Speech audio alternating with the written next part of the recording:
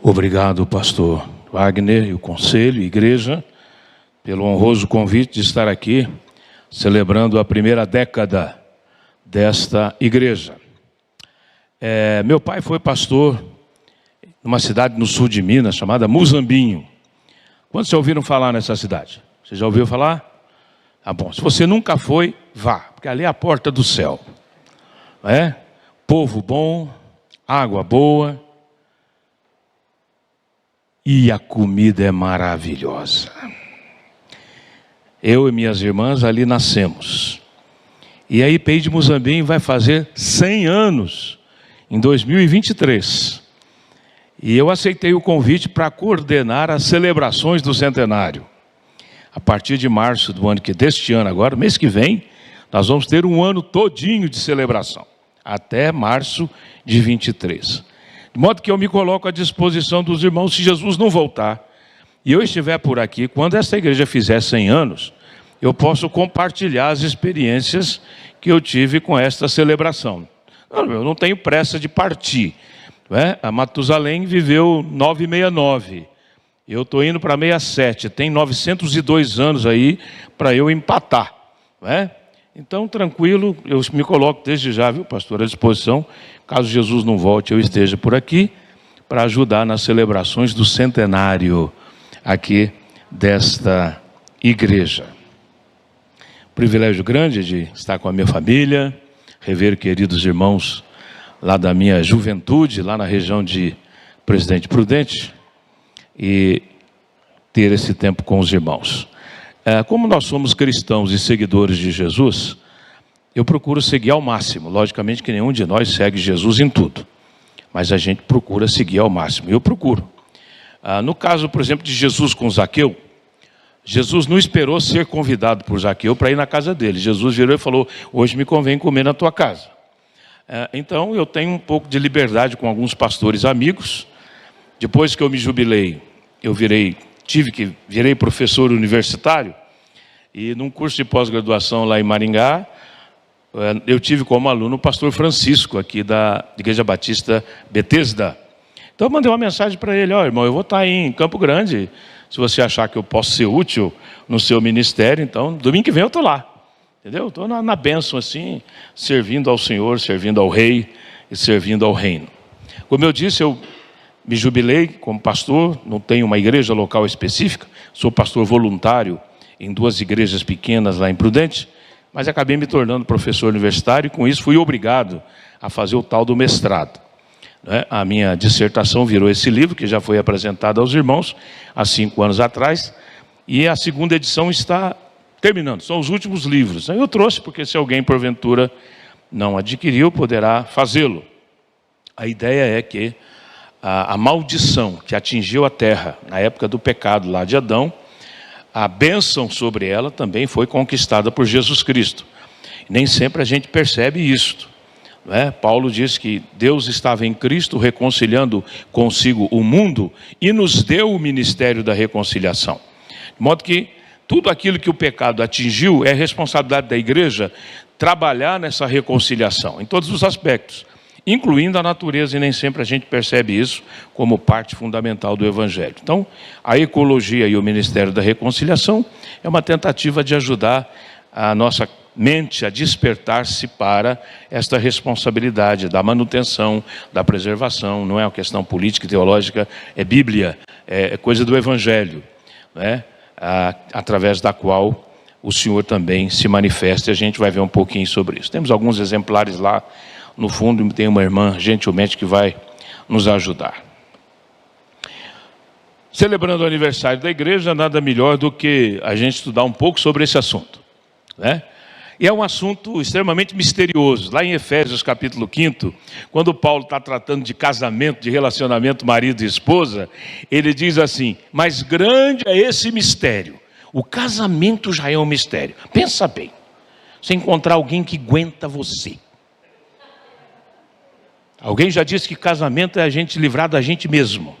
Porque se a gente casasse com alguém igual a gente não ia aguentar.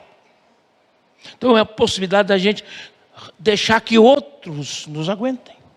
Eu, quando preparava os noivos para o casamento, eu dizia que casamento é que nem uma viagem de caminhão. Você escolhe quem vai na cabine com você, mas você não escolhe quem vem na carroceria. Né? Então vem de um tudo na carroceria, e aí forma uma família só, você tem que aprender a viver, cada um criado de um jeito, e é um mistério isso. Mas aí Paulo diz, eu me refiro a Cristo e a igreja. O grande mistério que Paulo está dizendo, que esse relacionamento de Cristo e igreja é um mistério.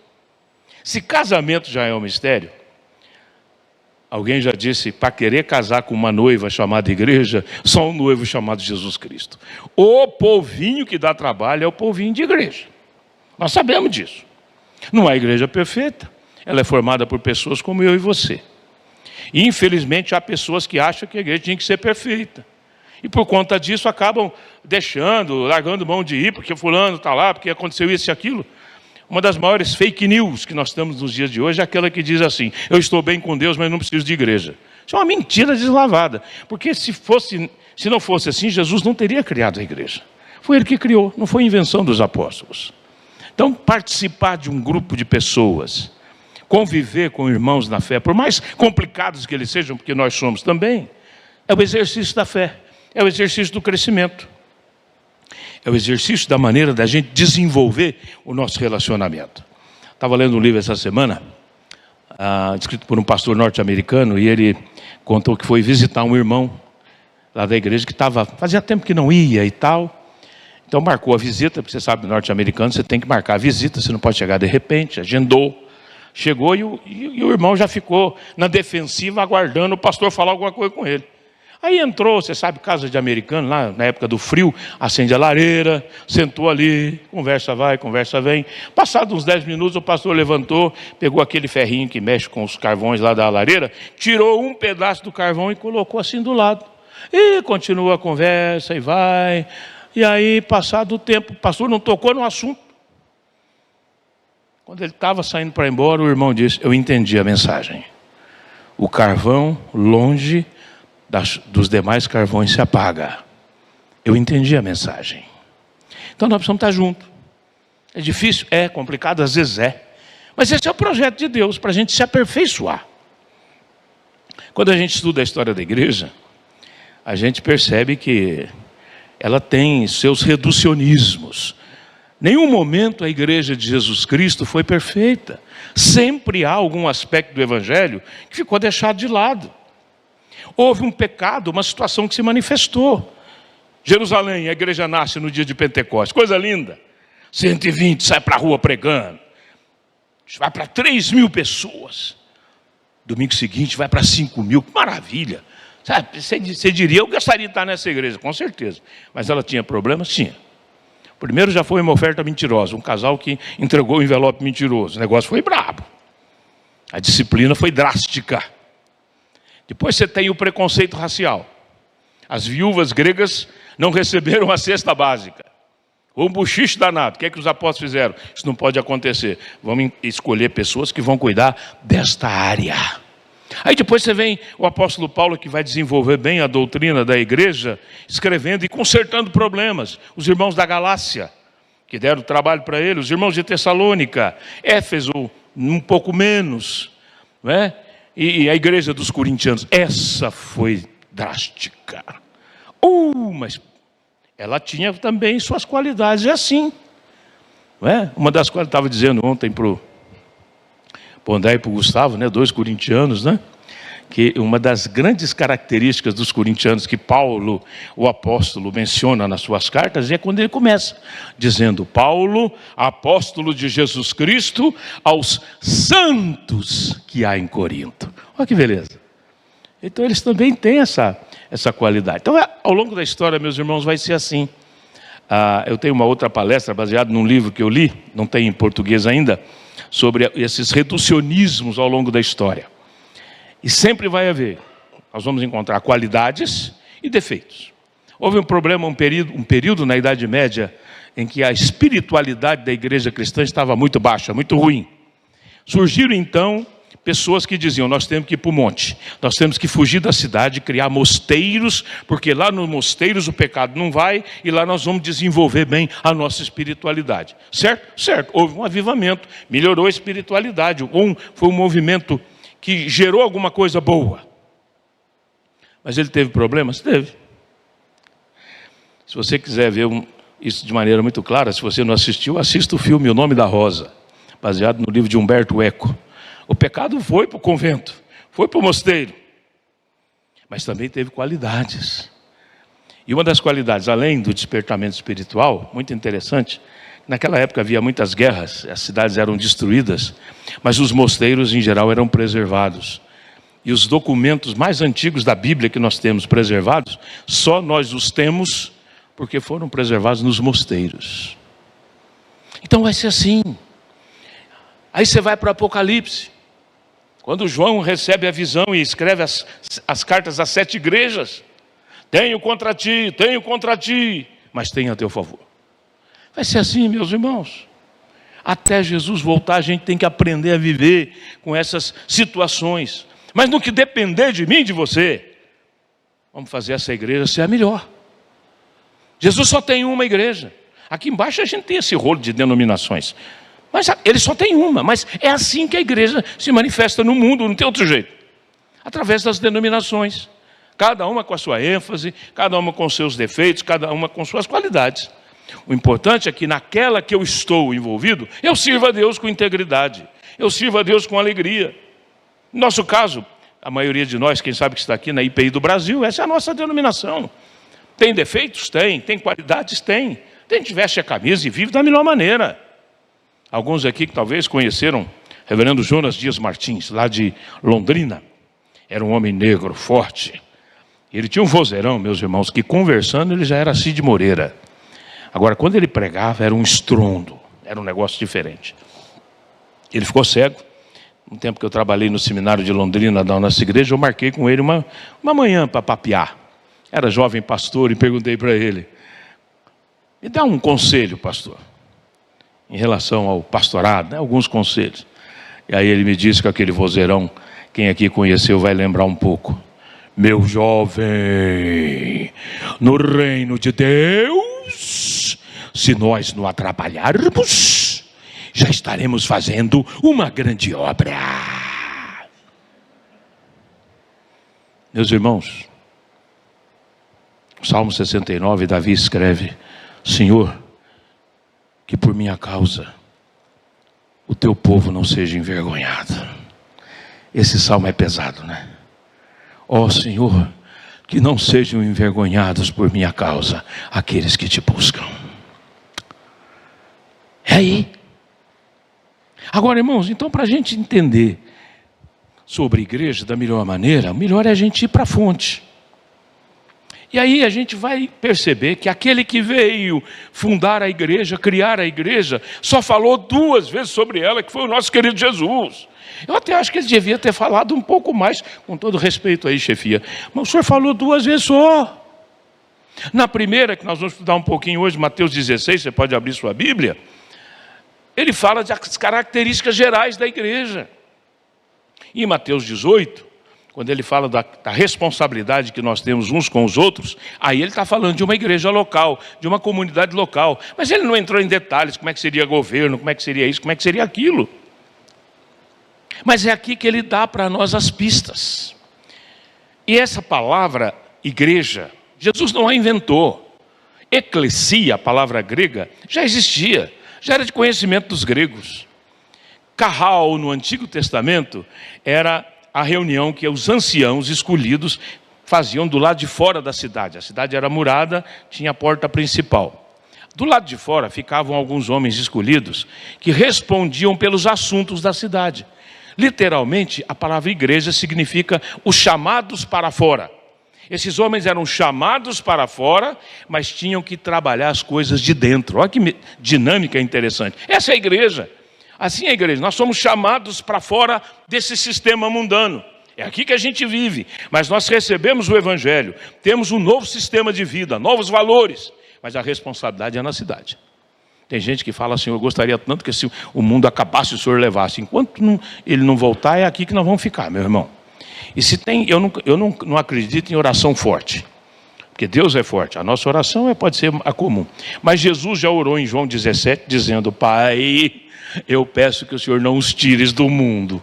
Então, meu irmão, por mais que você queira ir para outro planeta, Jesus já orou dizendo, o Pai, não tira a gente daqui não. É aqui nesse mundão complicado, nós vamos ter que viver. E ser igreja, nesse período que nós estamos vivendo, irmãos, está muito difícil. Quem gosta aí um pouco de filosofia, conhece Zygmunt Bauman, um sociólogo polonês, que trabalhou o conceito da modernidade líquida. Estamos vivendo um tempo que não há valores sólidos. Tudo está líquido, tudo está vazando. Não há nada sério, fechado, concreto. E a igreja vem com uma mensagem onde as coisas são sérias, onde os valores são estabelecidos. E aí a sociedade não quer isso. A sociedade quer a permissividade. A sociedade quer a gandaia. E a igreja vem ao contrário. É na contramão do sistema. Mas isso não é novo, né? O Sermão da Montanha, assim chamado, é assim, a contracultura. Então, nós estamos vivendo tempos difíceis. Em alguns lugares do mundo, a gente vê notícias de que alguns templos estão sendo vendidos. Infelizmente, aquela igreja local, aquela situação, o povo mudou, acabou, não houve uma revitalização, uma visão nova de ser igreja naquele ambiente. Vende o templo, não tem ninguém, ainda mais na Europa, que o aquecimento é caro, e alguns templos são antiquíssimos, para manter aquele aquecimento é muito caro. Agora, em outras cidades, a igreja está viva, está crescendo, tem gente nova se convertendo, que beleza. Então, meus irmãos, vamos olhar um pouquinho o que Jesus diz sobre isso, tendo a convicção de que enquanto nós estivermos aqui, nós vamos viver essa dinâmica. Tenho contra ti, mas tenho a teu favor. E o dono da igreja sabe disso. Certa ocasião eu estava lendo esse texto de Apocalipse, numa manhã, e prestando atenção nesses detalhes, não é?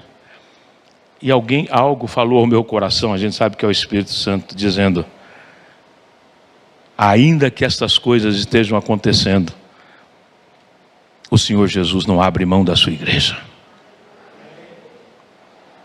Ele não abre mão. E eu entendi, se Ele não abre, eu não tenho o direito de abrir. Eu tenho que caminhar. Tenho que estar com os irmãos. Tenho que caminhar a vida cristã ao lado de outras pessoas, para que eu seja abençoado e possa abençoar. Essa é a lei da vida. Quando Deus chamou Abraão, ser tu uma bênção. Mas ele abençoou e para ser bênção. Pois bem, abra sua Bíblia para Mateus 16. E você vai perceber que quem gosta aí de hermenêutica é a arte da interpretação. Você não pode tirar o texto fora do contexto, porque ele vira pretexto. Então, a perícope, ou o período em que Jesus vai falar sobre a igreja, começa no versículo 13 e vai até o versículo 28. Tudo que ele fala, na primeira vez a palavra igreja, a gente tem que analisar esse período para entender todo o contexto que ele disse. Infelizmente, a maioria dos pregadores termina no verso 18, quando ele diz, eu edificarei a minha igreja e as portas do inferno não prevalecerão contra ela. Param aí. Mas o texto continua, tem mais outras situações, características. E eu estou criticando, mas eu vou cometer o mesmo pecado hoje, porque eu não tenho tempo de trabalhar as 15 características que eu já achei aqui, viu, Wagner? Que em uma outra ocasião, se você tiver coragem, me convida que eu volto. Tá? Hoje eu vou tratar algumas. Porque quando eu bati o olho aqui, eu entendi isso. A gente não pode parar no 18. Tem mais coisa que Jesus disse, que a gente tem que entender que faz parte das características gerais da igreja. Então vamos lá, você está comigo? A palavra eclesia, então, ela veio do Antigo Testamento, de Carral. Os gregos já usavam. As cidades gregas, antigamente, para entrar numa guerra, reuniam a igreja, convocavam as pessoas, líderes, para decidir se entrava em guerra ou não. O governador não decidia sozinho entrar em guerra. Ele tinha que ter o apoio para dizer, olha, nós vamos gastar dinheiro, nós vamos morrer, vai perder gente, vai morrer. Então, havia essa democracia. O governador não podia tomar a decisão sozinho. Jesus usa essa palavra, usa o mesmo conceito. E desta palavra eclesia, nós temos três que são muito usadas entre nós. Eclesiástico, tem a ver com o governo, tem a ver com a igreja se autogoverna. O nosso é o sistema presbiteriano perfeito? Não, mas a gente tem ele aí. Aí se tem o episcopal, tem o congregacional. Todos eles têm qualidades e têm problemas. Isso é eclesiástico. Aí vem eclesial, que é a nossa vida comunitária, as atividades, os relacionamentos que são desenvolvidos para gerar comunhão na vida da igreja. Aí você tem eclesiologia, que é o nome que se dá à doutrina da igreja, para nós entendermos como é que essas coisas acontecem. Nesse século, ou melhor, no século passado, depois da Segunda Guerra, perguntaram a Karl Barth, um teólogo famoso europeu, qual seria o grande tema que seria tratado depois da Segunda Guerra. E ele disse, o Espírito Santo, porque o mundo vai precisar de consolo, depois de tanta tragédia. Eu tive o privilégio de hospedar em minha casa por várias vezes um doutor em teologia chamado Russell Shedd, pastor batista, vários livros escritos no Brasil, em português. Aí eu compartilhei com ele essa coisa que eu ouvi um dia no congresso, era ano 2000, e eu perguntei, qual o senhor acha que vai ser o assunto desse próximo século? E ele disse, a igreja, a doutrina da igreja. Meus irmãos, nós estamos no início de 2022. Eu nunca vi tanto livro escrito sobre igreja. Em 20 anos, o que já se escreveu.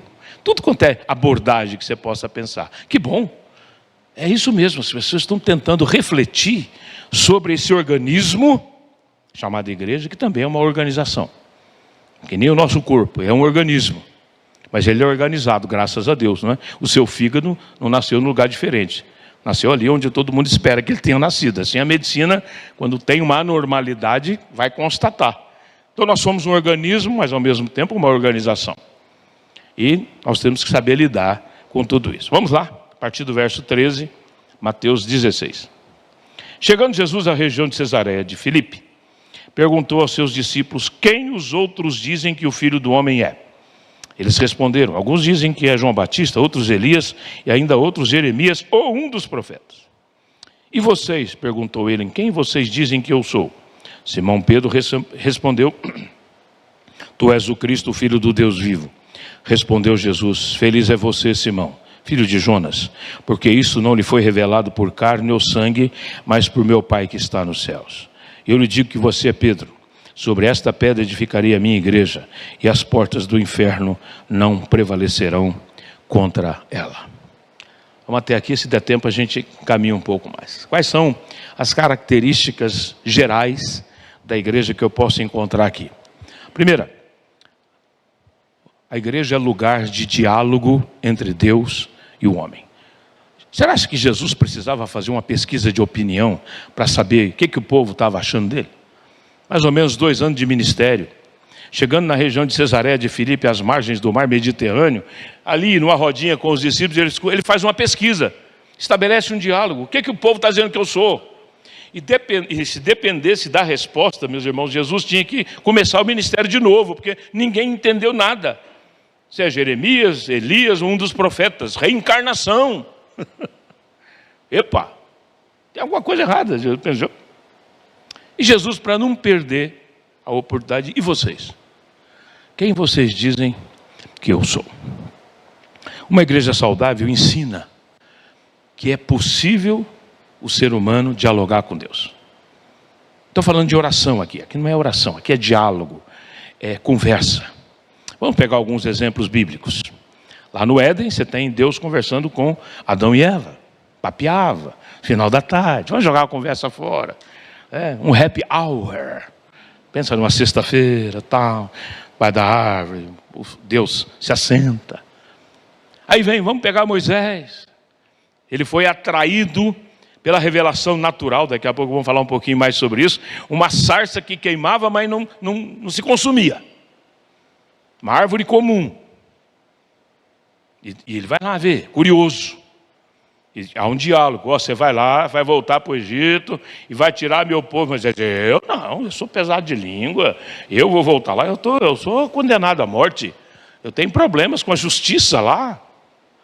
Não, mas você vai, mas eu vou em nome de quem? Eu sou quem eu sou, diz o Senhor.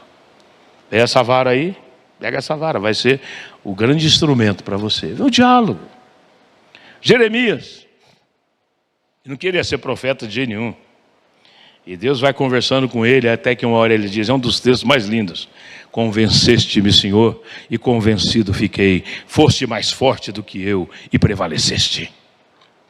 Maria, noiva do José, preparando o enxoval para o casamento. De repente parece um anjo. E meus irmãos, todos nós aqui gostaríamos de ter uma revelação angelical. Você não gostaria de repente ver um anjo assim na sua frente, trazendo uma mensagem do eterno? Todos nós gostaríamos. Mas é interessante que todo mundo que vê anjo fica com medo. Eu acho que as primeiras palavras que na escola de anjos se aprende é essa: não temas. Porque toda hora que o anjo aparece, o ser humano treme. Não foi diferente com Maria. Não temas, Maria. O que vai acontecer com você é algo extraordinário. Você vai gerar o Messias, o Filho do Deus Altíssimo. Eu não sou nem casada. Mas o Espírito Santo vai descer sobre você. Meus irmãos, Maria conhecia menos do Espírito Santo do que eu e você. Bom. E o José? E o Zé? Como é que o Zé vai ficar convencido que eu não fiz coisa errada? E o anjo diz, chá comigo. Eu vou cuidar do Zé. Convencida, ela diz, está aqui a serva do Senhor. Faça-se em mim. Paulo no caminho de Damasco. Quem és tu, Senhor? Eu sou Jesus a quem tu persegues. Meus irmãos, como é que a gente dialoga com Deus hoje? Deus continua falando? Fala. Primeiramente pela revelação natural. Ele revelou através da natureza o seu caráter, os seus grandes atributos. Paulo reconhece isso. Os céus manifestam a glória de Deus e o firmamento anuncia as obras das suas mãos. Cantamos agora há pouco aqui o negócio das galáxias, não é, irmão? Muito bem. A natureza, então, ela revela quem Deus é. Que maravilha! No corpo humano, essa maravilha, essa máquina que a ciência está estudando, trabalhando, já descobriu algumas coisas, mas ainda falta outras. Agora pensa nesse mistério, meu irmão, minha irmã. Somos hoje mais de 6 bilhões de seres humanos na Terra, além daqueles que já morreram. Como é que não tem impressão digital igual? Olha o tamanho dos nossos dedos. E não tem um desenho igual ao outro. Pensa nisso. Você tem nas suas mãos um dos maiores sinais do poder de Deus. Você vai lá na polícia e tem que pôr os dedinhos lá. Porque um dia se fizer alguma coisa errada, através dos seus dedinhos eles vão descobrir você. Coisa linda. Assisti um filme há anos atrás, As Pequenas Grandiosas Maravilhas de Deus, num floco de neve, como se fosse um pequeno grão de areia. Dentro daquele pequeno floco de neve, há um desenho geométrico que não se repete em nenhum outro floco. Meus irmãos, Collins foi o médico que coordenou a pesquisa sobre o DNA. Ele era um médico ateu, mas na pesquisa do DNA ele viu a grandeza de Deus e se converteu. Tem um livro sobre isso, A Linguagem de Deus. Aí a natureza, corpo humano, falando das grandezas de Deus. Por isso a importância de nós preservarmos e de nós vermos o diálogo de Deus conosco. Abraham Lincoln, que foi presidente dos Estados Unidos, disse: é impossível um ser humano dizer que Deus não existe olhando o céu estrelado. Deixa a natureza começar com você. Sente-se um dia aí. Vocês têm aqui um lugar lindo, né? Do Pantanal, essa coisa toda, a bicharada, os animais e tal. Senta. Para um pouco a correria, olha. Vê o pássaro. Deus pode falar com você. Mas Deus fala também através da revelação especial, que é a palavra. Essa é especial. Ele cuidou para que ela chegasse em nossas mãos. Autores diferentes, em épocas diferentes, mantendo uma unidade numa diversidade incrível, apontando para Jesus. Um dos maiores problemas que nós temos hoje na igreja brasileira é que nós temos alguns pregadores que são assim: eu creio na Bíblia e não abro. Esse é o problema, ele não abre. Se ele abrisse, talvez ele compreendesse melhor as verdades da Escritura. Estamos vivendo uma geração preguiçosa. Houve uma geração no passado que estudava mais a Bíblia, viu, gente? Nós precisamos ser mais honestos com isso. Tem muita preguiça, muita correria, muita coisa. Tem Bíblia no celular. Tem tanta Bíblia. Hoje é um mercado de Bíblia. Bíblia disso, Bíblia daquilo, Bíblia de tudo, Bíblia da mulher, Bíblia do empresário. E por aí vai. Tudo bem, aleluia. A palavra de Deus está sendo impressa, está sendo divulgada. Não sou contra, não. O problema é que você vai numa casa, tem 12 Bíblias, mas tudo fechadinha, bonitinha. Ou então você entra numa casa, no hall, assim, já tem a Bíblia aberta, aquela grandona da Barça, do Salmo 91. Como se isso vai espantar demônio. É um amuleto. Não. É a palavra. Meditação na palavra. O verbo meditar é o ruminar do boi. O boi não engole aquela grama de uma vez. Ele vai e volta. Desculpa, daqui a pouco nós vamos almoçar, você esquece o ruminar. Mas o boi, ele vai e volta, vai e volta. Segundo uns, dura 1 minuto certinho. Aí ele engole. E se você é que nem eu, faz uns 5 anos que eu optei em ser vegetariano. Eu como a picanha porque o boi já comeu a grama verde. Meus irmãos, dá tanto trabalho. Aí você vai abrir mão daquela coisa gostosa, entendeu? Agora Deus é misericordioso, porque Ele permite que haja essas transformações para o nosso paladar ficar mais agradável, entendeu? Então, Deus permite, meus irmãos, que a gente dialogue com Ele, que a gente converse numa boa, porque Ele é Pai. Não é aquele Pai distante, Ele quer que a gente esteja próximo, tenha comunhão. Eu me lembro uma ocasião, eu era pastor em Martinópolis, nós fizemos um dia de jejum e oração. Esqueço da oração da nossa irmã Matilde. Oh Senhor, hoje eu estou me sentindo sentada no teu colo. Expressão, sentada no colo de Deus. Ele é Pai, é um sentimento. Sentir um abraço do Pai. Então, uma igreja saudável abre espaço para a gente dialogar. E além da revelação natural e da revelação especial, nós temos a revelação pessoal, que é Jesus Cristo. Nele, toda a plenitude de Deus se manifestou. Quanto mais você conhece de Jesus, mais esse conhecer fala com você. E faz com que a gente se aproxime mais daquele padrão que é a vida em Cristo.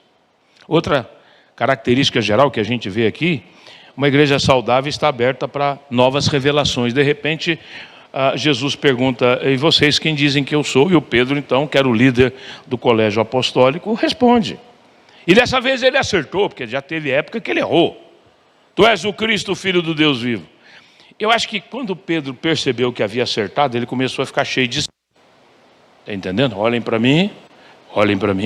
Como diz o pastor Messias lá em Londrina, olhem na minha direção. Aí eu acho que Jesus veio com um alfinetinho, deu uma cutucada nele. Murcha a bola, Pedro. Isto que você respondeu, você não aprendeu sozinho. Foi meu Pai quem te revelou e não dependeu de carne e sangue. Vamos entender aqui. Carne tem a ver com intelecto. A palavra carne está ligada ao intelecto. Pedro Malemar tinha feito o primário lá em Cafarnaum. Se você um dia for a Jerusalém, fazer uma viagem a Israel, você vai a Cafarnaum, ao lado da casa do Pedro tem umas ruínas de uma antiga escola. Possivelmente tenha sido ali que Pedro tem estudado. Primário. Não fez Harvard. Não deu. Não dependeu, Pedro, não dependeu do seu intelecto. Não dependeu de sangue, você não vem de linhagem nobre. Meus irmãos, que coisa linda. Deus se revela para quem Ele quer, do jeito que Ele quer.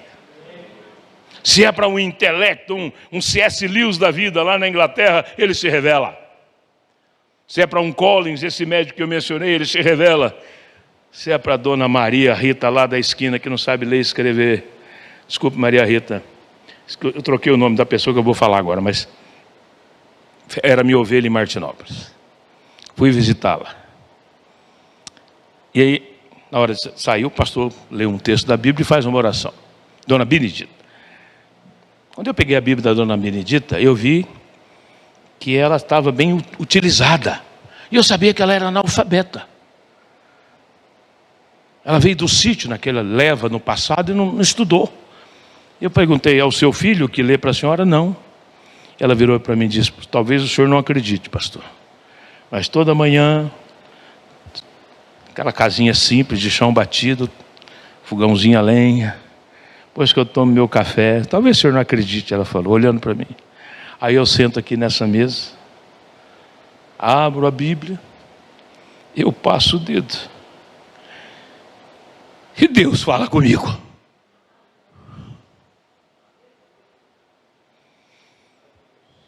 Esse é o nosso Deus. Ele se revela. E uma igreja saudável está aberta para não ficar só com as revelações do passado, para ver o que Deus está dizendo hoje, trazendo hoje, relembrando veredas antigas, caminhos antigos que foram esquecidos. E lembre-se, a maioria dos avivamentos começa na periferia. É lá, na periferia da fé, com aquele irmão mais simples, que um dia ele ajuda a igreja a entender um novo momento. Aleluia. Os irmãos estão abertos para a próxima década Deus trazer coisas novas? E eu vou dizer uma coisa, às vezes, as pessoas mais difíceis de serem convencidas das coisas novas é a liderança da igreja. A liderança está focada, achando que está indo bem, graças a Deus. Os irmãos têm uma liderança boa aqui e tal. Mas às vezes o que Deus traz tira da zona de conforto. E a gente precisa saber lidar com essas coisas. Pedro, não dependeu de carne e sangue, Pedro, mas dependeu do meu Pai que está nos céus. Outra característica de uma igreja saudável, característica geral, é uma igreja aberta para todo tipo de pessoa. De repente Jesus vira e fala, tu és Pedro. Esse é um versículo chave da Escritura que a gente vai gastar um tempo aqui. Tu és Pedro, a palavra grega Petros, significa pedregulho. Você já teve um pedregulhozinho no seu sapato? Já entrou no seu chinelo aquela pedrinha petitinha? Não precisa ser grande, ela incomoda. Esse é o pedregulho, ele não tem uma forma uniforme. Ele tem as suas pontinhas. Jesus está dizendo, Pedro, você é um cara assim. Você é um cara complicado. E a gente sabe a história do Pedro. Raivoso. Às vezes acertando e às vezes errando como todos nós. Então Jesus fala, eu vou ter que ir para Jerusalém e morrer. O Pedro quase que nas nossas linguagens de hoje diz assim, está amarrado em nome de Jesus, espírito de morte. Jesus tem que repreender o Pedro. Está nesse texto, não vai dar tempo de eu estudar com os irmãos. Mas Jesus tem que dizer para o Pedro, arreda Satanás. Está nesse texto. Dessa perícope, desse período. Lá no dia da prisão de Jesus, Pedro arranca a espada e corta a orelha de um soldado. Dizem alguns que o Pedro mirou na cabeça, é que o soldado foi ligeiro. Porque ninguém mira na orelha. Você já viu isso? Não. Jesus fez o último milagre antes de morrer, foi colar a orelha daquele soldado. Pedro não é pela espada, Pedro. Deu trabalho, mas também acertou. A igreja é lugar para todo tipo de pessoa, meus irmãos. Problemáticas como nós. Agora preste atenção nessa frase que não é minha, mas guarde-a. A igreja deve estar aberta para todo tipo de pessoas, mas ela não está aberta para tudo. Pode entrar o pecador que for como eu e você, mas o evangelho vai mudar. O evangelho é poderoso para mudar o caráter, para mudar o comportamento errado. Os irmãos sabem que hoje nós estamos vivendo um tempo do Brasil que eu, como pastor, e outros pregadores, nós temos que ter muito cuidado com o que eu falo aqui, que está sendo transmitido, e alguém depois mover uma ação contra mim, vocês estão entendendo. Quem ouça, entende, por favor. O que está se falando por aí sobre sexualidade. Igreja não é lugar para tudo. Aqui há mudança. Aqui o pecador se arrepende. Aqui tem mudança de vida. Tanto para esses pecados mais aparentes, como a gente fala, né? Aí tem aqueles, né? O pecado da corrupção em todos os níveis. O pecado da traição em todos os níveis. Aí vai. Somos pedregulhos, irmãos. Somos. Estamos aqui, na oficina do Eterno, sendo trabalhados dia após dia, até o dia que Ele chamar. E o dia que Ele chamar, nós seremos pedras preciosas. Aqui eu sou pedregulho. Aqui você tem que me engolir do jeito que eu sou. E eu sou gordinho, grandinho. E eu tenho que engolir você. Aqui a gente se aguenta. Um sustenta o outro. Chama atenção com carinho, adverte.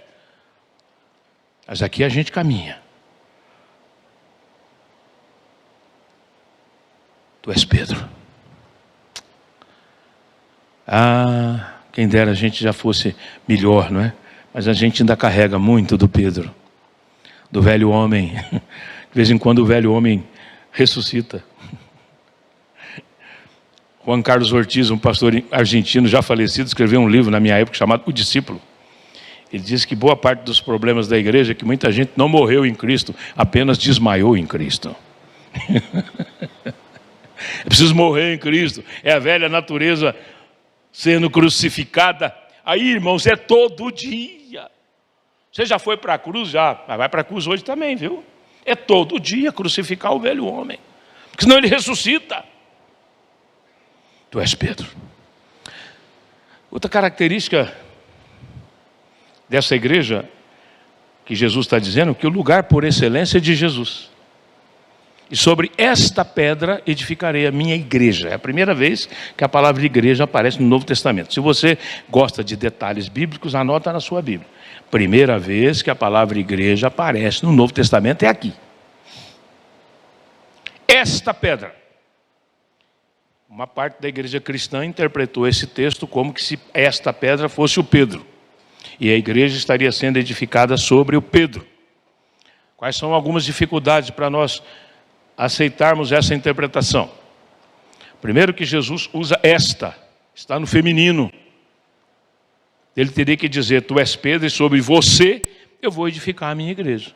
Então esse esta se refere a quê? A maioria dos intérpretes entendem que Jesus está se referindo à declaração que Pedro havia dado. Tu és o Cristo, o Filho do Deus vivo. É sobre esta pedra que a igreja está sendo edificada. O lugar por excelência na igreja é de Jesus, não é de Pedro. Agora vamos partir do seguinte pressuposto. Suponhamos que de fato Jesus estivesse dizendo que a igreja seria edificada em cima de Pedro, sobre Pedro. Vamos partir assim, pensar assim. Você não ia achar que quando Pedro fosse explicar, falar para a igreja, escrever alguma coisa, ele não diria: meus irmãos, um dia Jesus disse para mim que a igreja seria edificada sobre mim? Não seria lógico. Então abra sua Bíblia para a primeira carta de Pedro, capítulo 2. Vamos ver o que o Pedro diz sobre esse assunto. O próprio Pedro. Para não dizer que nós estamos puxando sardinha para o nosso lado. Porque é uma questão de regra de interpretação. Como eu já disse, a ciência da hermenêutica. O que o Pedro diz? Capítulo 2, versículo 1 diz assim: portanto, livrem-se de toda maldade, de todo engano, hipocrisia, inveja e toda espécie de maledicência. Como crianças recém-nascidas, desejem de coração leite espiritual puro, para que por meio dele cresçam para a salvação, agora que provaram que o Senhor é bom. À medida que se aproximam dele, a pedra viva, rejeitada pelos homens, mas escolhida por Deus e preciosa para Ele. Vocês também estão sendo edificados como pedras vivas, na edificação de uma casa espiritual, para serem sacerdócio santo, oferecendo sacrifícios espirituais aceitáveis a Deus, por meio de Jesus Cristo. Pois assim é dito na Escritura: eis que põe em Sião uma pedra angular, escolhida e preciosa, e aquele que nela confia jamais será envergonhado. Portanto, para vocês os que creem, esta pedra é preciosa. Mas para os que não creem, a pedra que os construtores rejeitaram tornou-se a pedra angular, pedra de tropeço e rocha que faz cair. Os que não creem tropeçam, porque desobedecem a mensagem para o que também foram destinados. Vocês, porém, são geração eleita, sacerdócio real, nação santa, povo exclusivo de Deus, para anunciar as grandezas daqueles que o chamou das trevas para a sua maravilhosa luz. Antes vocês nem sequer eram povo, mas agora são povo de Deus. Não haviam recebido misericórdia, mas agora a receberam. Quem Pedro diz que é a pedra? Quem? Responde, vamos lá, meu irmão. Pode responder. Jesus? Então vamos. Quem que Pedro diz que é a pedra? Fala com convicção, é Jesus. O lugar principal na igreja é dele. Não é de nenhum apóstolo, não é de nenhum líder, por mais famoso que ele venha a ser na vida, ou um pregador, quem seja. O lugar por excelência é de Jesus. Além disso, ele diz: eu edificarei.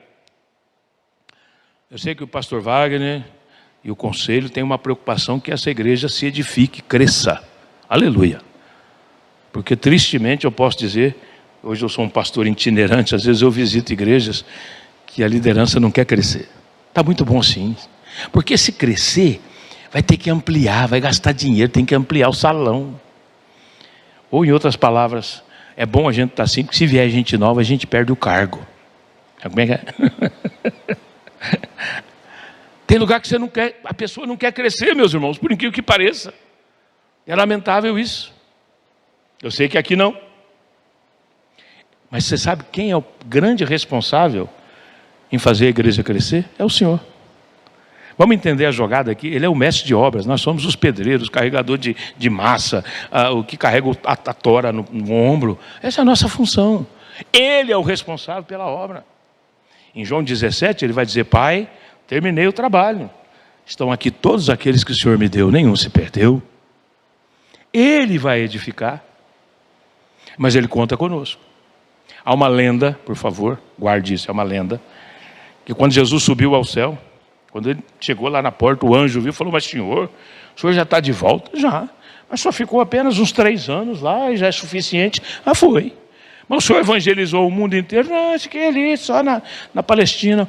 E o anjo foi ficando desesperado: mas Senhor, a sua missão não era pregar o evangelho, anunciar a salvação? Era. E o Senhor fez isso? Não, só fiquei ali. E o anjo desesperado: e agora como é que vai fazer, Senhor?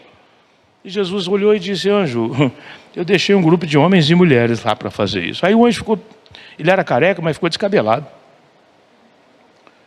Mas Senhor, e se esses homens e mulheres falharem?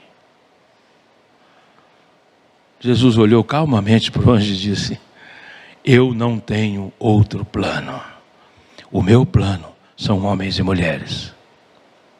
Nós somos o plano de Deus. Sirva ao Senhor com seus dons, com seus talentos. Não enterre os seus dons e talentos.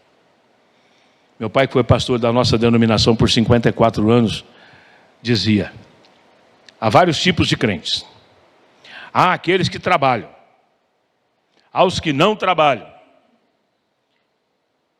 e há aqueles que atrapalham.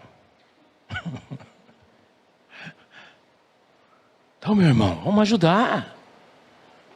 Tem tanta coisa para fazer na vida da igreja.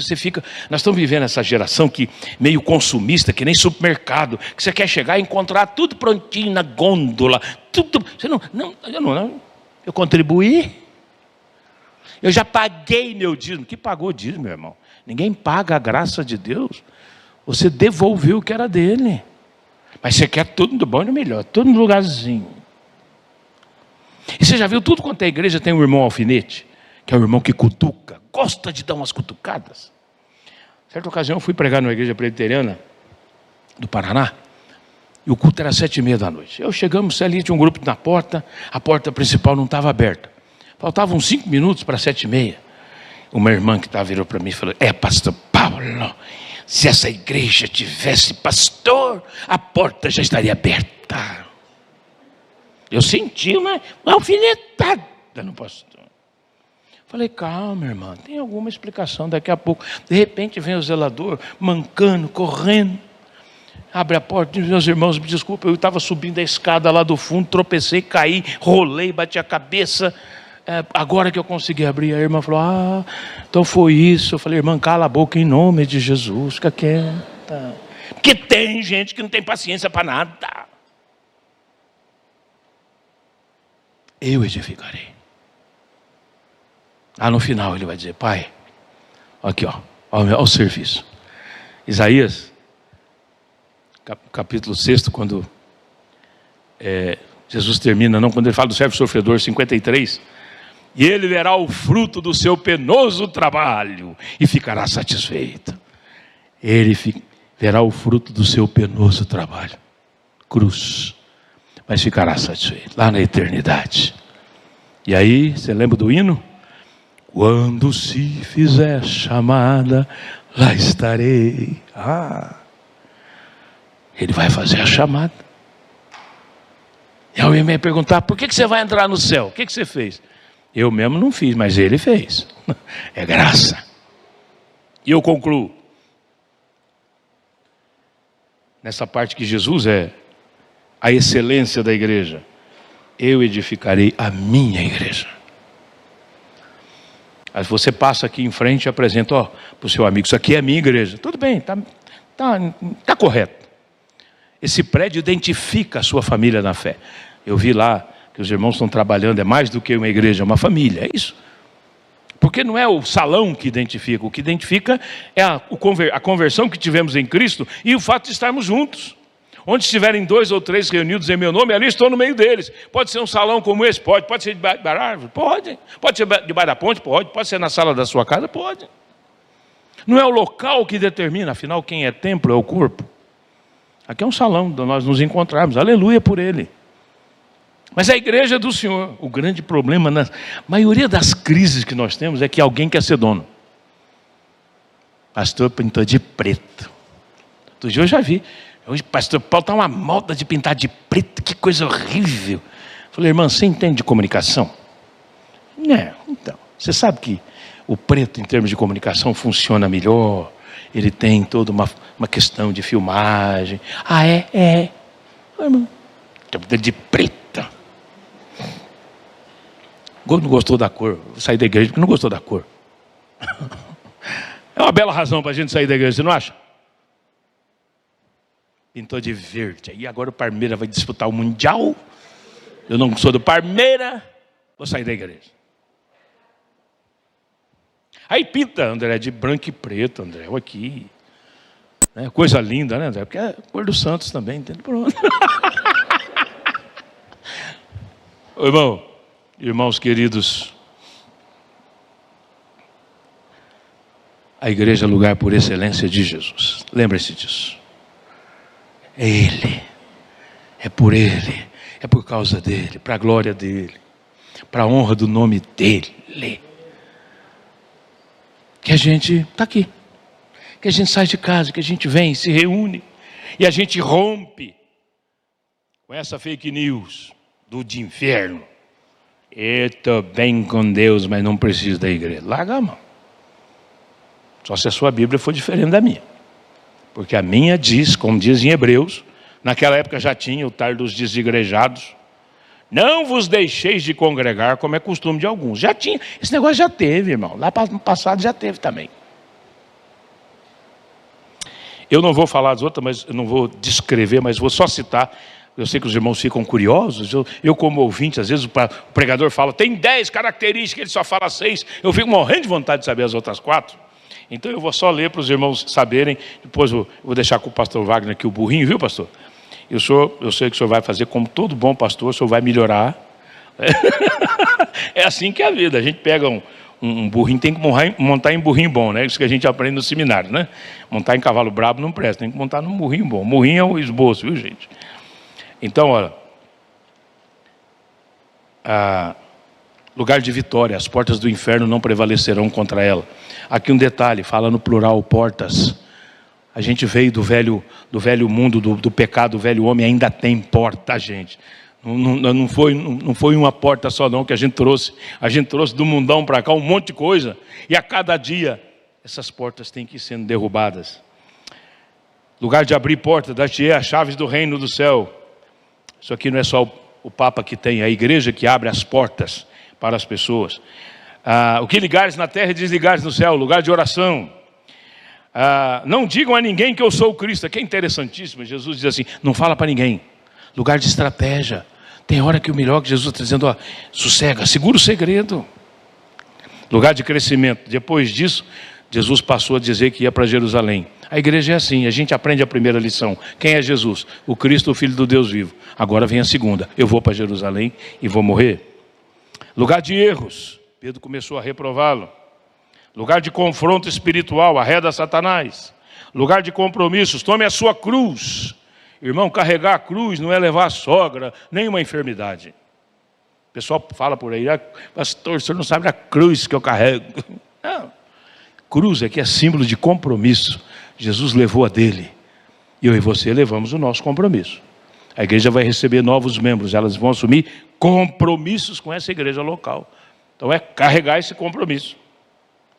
Lugar de novos conceitos. Quem quiser salvar a vida, perde. E quem perder, salva. Isso é uma loucura. Isso é um conceito totalmente fora da casinha, como a gente diz. Lugar de esperar a segunda vinda. O Filho do Homem há de vir. Porque tem gente que vive como se Jesus não fosse voltar. Mas ele há de vir. E conclui dizendo lugar de cumprimentos de profecias. Profecias já cumpridas e outras estão se cumprindo paulatinamente. Curve a sua cabeça. Obrigado, Senhor, por esse tempo de estudo da palavra. A palavra é tua, teu Espírito é o responsável em fazer que ela frutifique, não eu. Peço perdão, Senhor, se eu não fui tão fiel na exposição, alguma coisa que tenha sido dita que não deveria tê-lo sido. Mas aplica, de alguma maneira, aquilo que estudamos. Louvamos-te por esta igreja, pela sua primeira década de existência, por aqueles que por aqui já passaram e descansam no Senhor, por aqueles que estão e por aqueles que um dia virão. Até que o Senhor venha, nós te glorificamos em nome de Jesus. E o povo de Deus diz, amém.